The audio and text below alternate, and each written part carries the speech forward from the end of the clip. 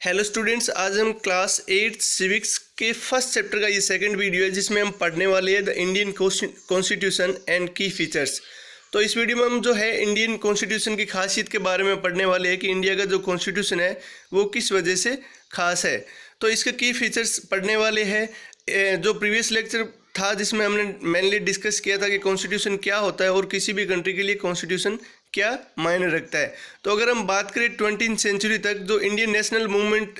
जो हो रहा था या स्ट्रगल जो हो रही थी इंडिपेंडेंस के लिए ब्रिटिश रूल के खिलाफ, तो ये काफ़ी डिकेड से एक स्ट्रगल चली आ रही थी ब्रिटिश रूल के खिलाफ। एक तरह से अगर हम देखें तो इंडिपेंडेंस के लिए हम लड़ रहे थे कि हमें जो इक्वलिटी नहीं मिल रही थी या ब्रिटिश जो रूल एक तरह से कर रहे थे जिसके खिलाफ हम फ्रीडम चाहते थे, आज़ादी चाहते थे। तो ये जो टाइम था फ्रीडम स्ट्रगल वाला जो टाइम था, इसमें नेशनलिस्ट जो थे वो एक तरह से इमेजिन कर रहे थे या प्लानिंग बना रहे थे कि जो फ्री इंडिया होगा वो किस तरह का होगा, या फ्री इंडिया या इंडिपेंडेंट इंडिया होगा तो उसमें किस तरह के रूल्स जो है वो बनाए जाएंगे। क्योंकि अगर हम बात करें ब्रिटिश रूल, जब इंडिया पे ब्रिटिश रूल इंडियंस पे वो कर रहे थे तो एक तरह से हमें रूल्स को वो फोर्सली ओबे करवाते थे हमसे, या अपने पे वो जो रूल्स थे वो थोपते थे एक तरह से। मीन्स वो उनका जो गवर्निंग था वो एक तरह से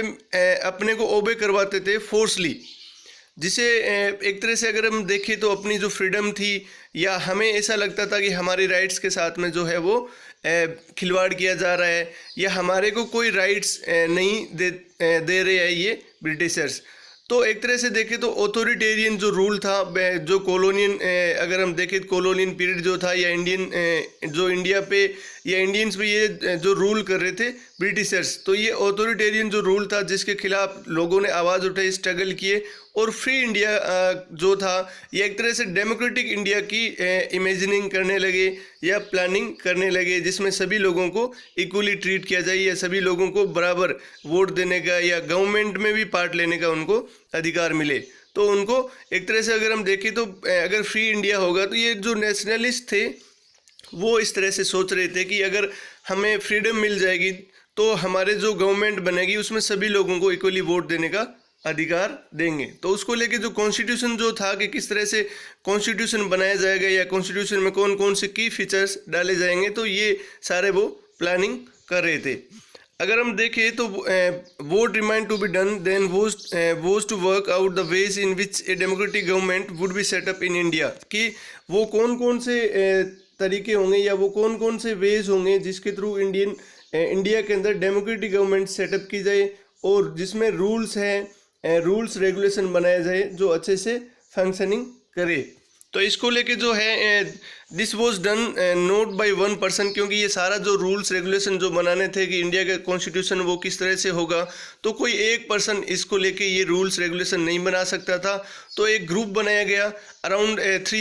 300 पीपल, 300 लोगों का एक ग्रुप बनाया गया। एक इनकी जो कॉन्स्टिट्यूएंट असेंबली 1946 में कॉन्स्टिट्यूएंट असेंबली के ये जो मेंबर थे 300 लोगों का जो ग्रुप था जिसमें इनको डिसाइड करना था कि कॉन्स्टिट्यूशन जो होगा वो किस तरह से उसको जो फ्रेम करना था, फ्रेमवर्क का काम जो था ये 300 लोगों के ग्रुप ने शुरू किया, जो who made periodically for the next 3 years to write India's constitution, जो कंटिन्यू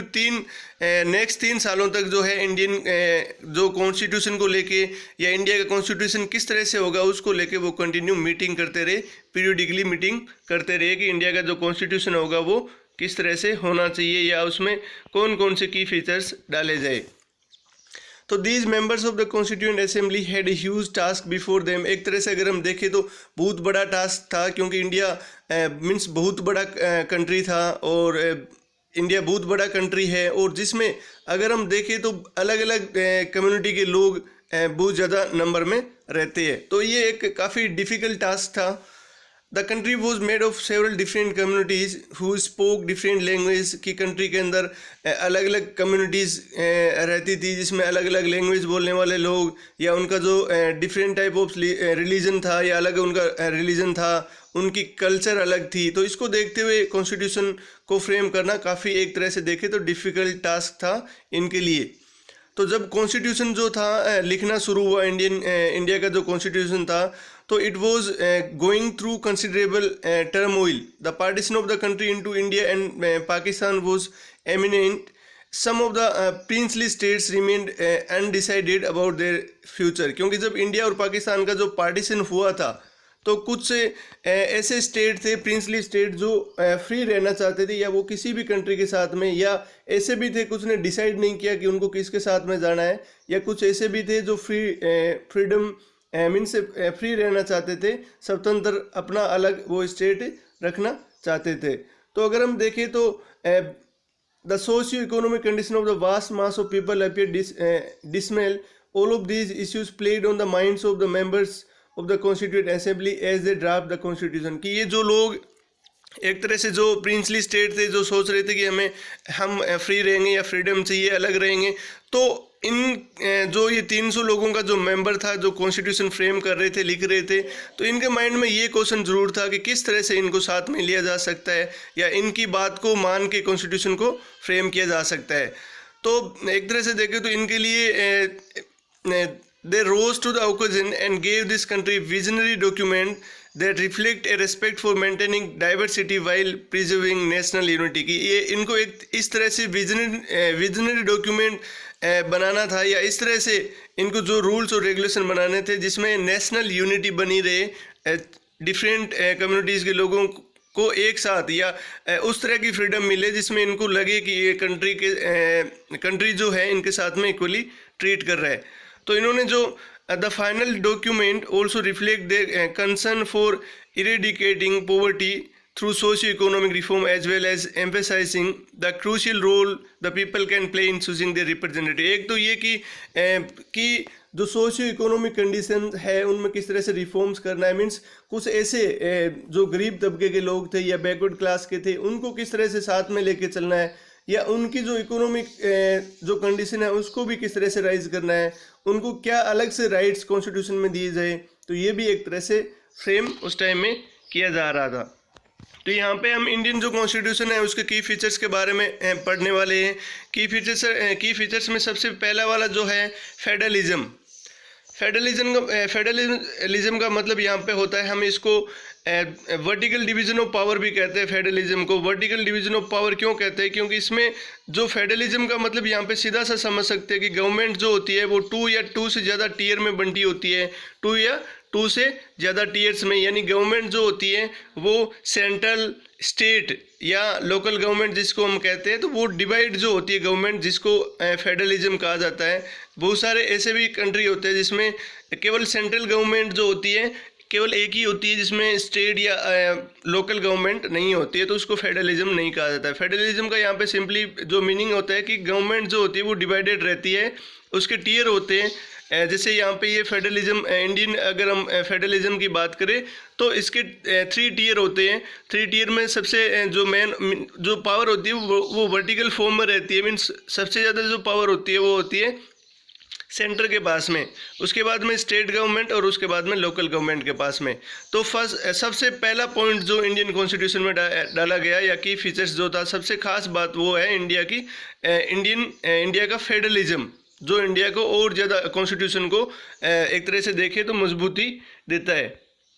जिसमें आगे वाला दूसरा नंबर पे अगर हम की फीचर्स की बात, इसमें जो फेडरलिज्म था जिसमें कि डिसीजन लेने का सभी लोगों को इक्वली राइट था. लोग जो है अपना रिप्रेजेंटेटिव जो थे जिसको खुद वो चूज कर सकते थे. और एक तरह से देखें तो कि जो स्टेट जो थी या लोकल गवर्नमेंट थी, वो सेंट्रल गवर्नमेंट कभी भी अगर उनको लगता है कि स्टेट गवर्नमेंट है, अगर वो अच्छे से काम नहीं कर रही तो वहाँ पे इंटरफेयर कर सकती है सेंट्रल गवर्नमेंट, या उनके पास में ऐसे राइट होते हैं. क्योंकि सबसे अगर देखें तो हाईएस्ट जो, अगर इसे वर्टिकल डिवीजन ऑफ पावर में देखें तो हाईएस्ट पावर होती है वो होती है सेंट्रल गवर्नमेंट के बाद में, उसके बाद में स्टेट गवर्नमेंट के बाद में. आगे दूसरा नंबर पे देखें parliamentary form of government. Parliamentary form of government का मतलब हम अपने जो रिप्रेजेंटेटिव है जिनको इलेक्ट करके अपने को ऐसा राइट दिया गया कि हम अपने वोट के थ्रू अपना रिप्रेजेंटेटिव खुद चुन के भेज सकते हैं, जो हमारे पे रूल्स करेंगे या अपने लिए जो लॉज बनाएंगे, रूल्स और रेगुलेशन सेटअप करेंगे. तो एक तरह से देखें तो पार्लियामेंट्री फॉर्म ऑफ गवर्नमेंट का मतलब जिसमें जो हम अपने रिप्रेजेंटेटिव को खुद इलेक्ट करके भेजते हैं, या लोग जो होते हैं उसको इलेक्ट करके भेजते हैं, जिसको पार्लियामेंट्री फॉर्म ऑफ गवर्नमेंट कहा जाता है। जो इंडिया का कॉन्स्टिट्यूशन है वो एक तरह से गारंटी करता है इस चीज़ की कि सभी जो एडल्ट सप्रेज का मतलब यहाँ पे जो 18 ईयर्स अब वो है जिनकी एज 18 साल से ऊपर है वो उनको वोट डालने का राइट होता है, वो वोट डाल सकते हैं। तो ये यूनिवर्सल एडल्ट फ्रेंचाइज जो थी वो इस कॉन्स्टिट्यूशन जो था इंडिया का जब फ्रेम हो रहा था तो इसमें उसको भी डाला गया कि 18 ईयर से अब वो सभी इंडियंस, सारे इंडियंस यहाँ पे है वो वोट डाल सकते थे, तो उनको ये राइट दिया गया। तो जब ये कॉन्स्टिट्यूशन बना रहे थे तो इनको ये कॉन्स्टिट्यूएंट असेंबली जो थी इनको फील हुआ कि कि जो सभी लोगों के लिए इक्वल राइट देने होंगे वोटिंग के लिए, या यूनिवर्सल जो एडल्ट सप्रेज है यानी सभी लोगों को वोट देने का अधिकार देना चाहिए, ऐसे इनको फील हुआ। That this would help and encourage a democratic mind set, जिससे लोगों को एक तरह से देखें तो डेमोक्रेटिक माइंड सेट यानी उनको लगेगा कि ये जो गवर्नमेंट है वो डेमोक्रेटिक गवर्नमेंट है जिसमें हमें वोट देने का अधिकार मिलता है या हमें अपना रिप्रेजेंटेटिव चुनने का अधिकार मिलता है। And the break the classes of traditional caste class and gender hierarchies, जिसमें कोई भी कास्ट है, क्लास है या जेंडर के बेसिस पे डिस्क्रिमिनेशन नहीं हो, यानी सभी जो है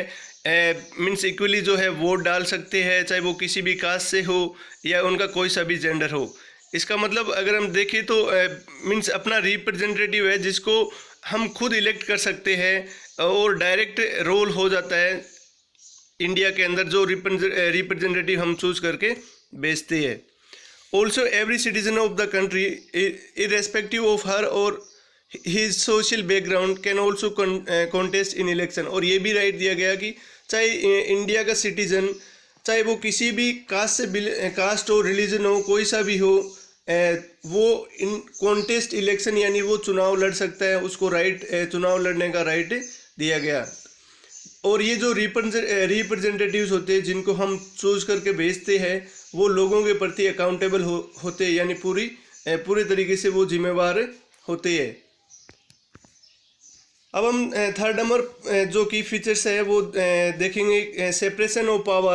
powers. According to the constitution there are 3 organs of states. यहाँ पे अगर हम बात करें सेपरेशन ऑफ पावर का मतलब यहाँ पे हम जो देखेंगे कि हॉरिजॉन्टल डिस्ट्रीब्यूशन ऑफ पावर, इसको हम कह सकते हैं कि जो 3 ऑर्गन्स है जिसमें डिवाइड किया गया, legislature, executive and the judiciary, तीनों को यहाँ पे हम देख सकते हैं। ये तीनों जो है चेक्स एंड बैलेंस फॉर्म में रहते हैं, यानी तीनों के पास में इक्वल पावर रहती है। इसको हॉरिजॉन्टल डिस्ट्रीब्यूशन ऑफ पावर इसलिए भी कहा जाता है क्योंकि तीनों के पास में इक्वल पावर होती है। कि लेजिस्लेचर का मतलब जो एमएलए होते हैं, एमपी होते हैं, जिनको हम इलेक्ट करके आगे भेजते हैं। एग्जीक्यूटिव यानी जो आईपीएस होगी, आईएएस होगी, या जो ऑर्डिनेंस जो होता है उसको एग्जीक्यूट करने वाले हो गए। जुडिशरी यानी जो सुप्रीम कोर्ट हो गया, हाई कोर्ट हो गया।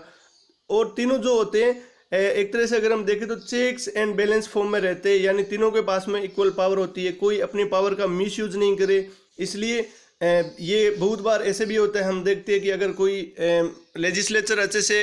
काम नहीं कर रहा है तो वहाँ पे सुप्रीम कोर्ट को इंटरफेयर करना पड़ता है, या एग्जीक्यूटिव होता है उनको इंटरफेयर करना पड़ता है। तो ये सारा जो होता है ये हॉरिजॉन्टल डिस्ट्रीब्यूशन ऑफ पावर रहती है, इनके पास में इक्वल पावर होती है तीनों के पास में। तो 4 नंबर की फीचर्स हम देखते हैं फंडामेंटल राइट, कि सभी लोगों को फंडामेंटल राइट दिए गए। The section on fundamental right has often been referred to as the conscience of the Indian constitution. Fundamental right है एक तरह से अगर हम देखें तो इसको conscience of the Indian constitution भी कहा जाता है। सभी को इक्वल जो राइट दिए गए,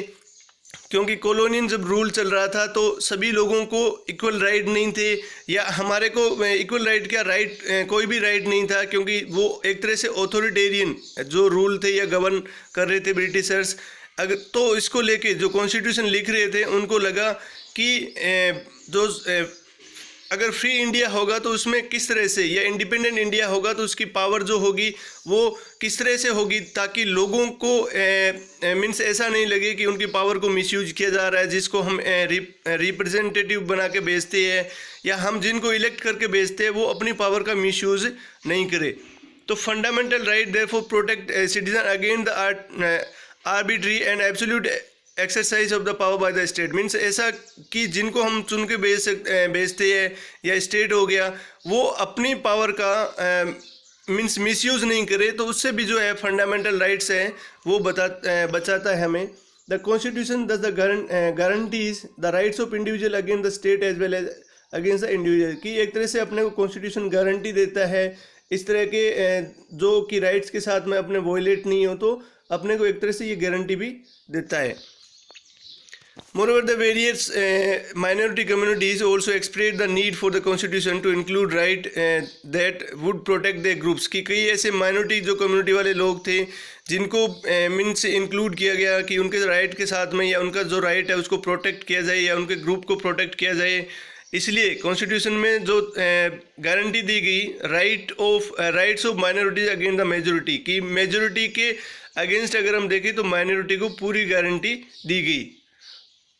As Dr. Ambedkar has said about these fundamental rights, their object is twofold. The first, देखो जो अम्बेडकर ने कहा था फंडामेंटल राइट को लेके, तो फर्स्ट जो ऑब्जेक्ट था, objective is the every citizen must be in a position to claim those rights, कि इंडिया के सभी सिटीजन्स जो क्लेम कर सकते हैं अपने राइट्स को लेके या उनके पास में ये राइट होंगे, चाहे वो किसी भी रिलीजन से हो, चाहे उनकी कोई भी कास्ट हो, तो वो इन राइट्स पे क्लेम कर सकता है। दूसरा,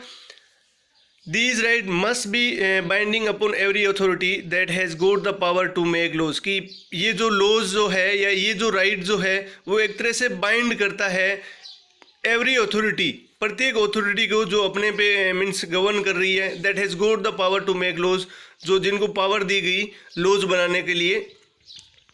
In addition to fundamental right, the Constitution also has a section called Directive Principle of State Policy. This section was designed by the members of the Constituent Assembly to ensure greater social and economic reforms, कि Indian constitution में fundamental right के अलावा जो section cold directive principles of state policy जो थी उसको भी लागू किया गया, जिसमें कि कई ऐसे इकोनॉमिक रिफॉर्म्स जिस सोसाइटी के अंदर या जिस ग्रुप्स में उनको करना था इकोनॉमिकली, अगर उनमें कोई सुधार करना था तो उसको लेके भी सोसाइटी के अंदर जो बैकग्राउंड से बिलोंग करते थे या ऐसे ग्रुप्स जिनको जो माइनॉरिटी ग्रुप में थे, जिनको एक तरह से मीन्स मेजोरिटी वालों से बचाने थे, and to serve as a guide to the independent India state to institute laws and policies that help reduce the poverty of the masses, की एक तरह से देखें तो इस तरह का कॉन्स्टिट्यूशन में ये लॉज फॉर्म किया गया जिसमें इनको एक तरह से देखें तो कि रिजर्वेशन दिया गया ताकि ये अपनी जो बैकग्राउंड जो थी पॉवर्टी गरीबी थी उसको काफ़ी हद तक इसमें ये इम्प्रूव कर सके या गरीबी को हटाया जा सके। फिफ्थ नंबर जो की फीचर्स है सेक्युलरिज्म। सेक्युलरिज्म का यहाँ पे मतलब होता है कि कोई भी कंट्री के अंदर जब सेक्युलरिज्म वहाँ पे फॉलो किया जाता है तो वो किसी मेजॉरिटी कम्युनिटी वाले लोगों के लिए रूल्स नहीं बनाता है या वो केवल एक रिलीजन को लेकर रूल्स नहीं बनाता है, उसमें सभी रिलीजन कॉन्स्टिट्यूशन में सारे रिलीजन उसके लिए इक्वल होंगे। तो secularism A secular state is one in which the state does not officially promote any one religion as the state religion, कि किसी एक को मीन्स कंट्री के अंदर किसी एक कम्युनिटी को या किसी एक रिलीजन को वो ऑफिशियली प्रमोट नहीं करेगा, कॉन्स्टिट्यूशन के लिए वो सभी इक्वल होंगे, तो उसको बोलते हैं सेक्युलरिज्म। You know understand.